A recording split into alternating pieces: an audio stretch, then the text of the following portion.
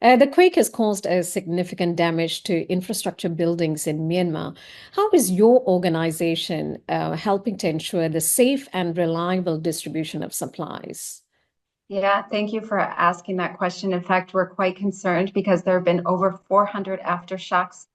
This has meant that many communities still feel unsafe to enter into buildings, even though buildings might be structurally sound. There's this fear, this emotional impact of what that means. So we, as the Red Cross, are working together with the Myanmar Red Cross Society to actually make sure, working with communities on psychosocial support, when we're doing the other general health support. So that means health services as well as water and sanitation. Is there a long-term recovery plan in place? Of course. So I'd like to share one of the things that we're quite concerned about in the International Federation of Red Cross and Red Crescent Societies is we've launched an emergency appeal for 100 million Swiss francs. That's about 113 million US dollars. As of today, it's only 10% funded. We're quite concerned because this is a long-term recovery plan. It's focused on emergency response as well as the recovery itself.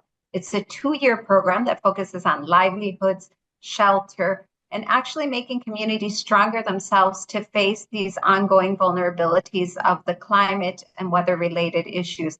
This is something that we're going to continue to work with the Myanmar Red Cross Society, as well as Red Cross and Red Crescent around the world. But we encourage governments to actually support this appeal. We have people that are local actors on the ground, and we really hope that we can encourage more donations to this emergency appeal. China has played a tremendous role in supporting Myanmar during this a very difficult time. How do you think the Asia Pacific region can play a greater role in supporting post-disaster relief and reconstruction efforts in Myanmar? So the Asian Pacific countries have actually been extremely rapid and showing great deal of support for their neighboring country of Myanmar. The ASEAN countries were the first countries, as well as China, that were on the ground supporting emergency response. The first Red Cross from another country that arrived was actually the Chinese Red Cross that came with water units, has been doing relief distribution, shelter.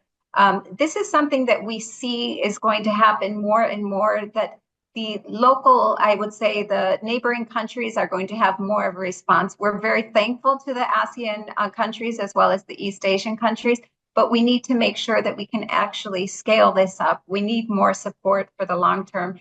People don't need to be living in these conditions any more than they already are. We need to get them into more safe conditions. The monsoon season is 2 weeks away. We've already had temperatures over 40 degrees Celsius. We're looking at unseasonable rains that have come actually early. So these are things that we're quite concerned about. We will need the neighboring countries of Asia Pacific to continue to respond and support.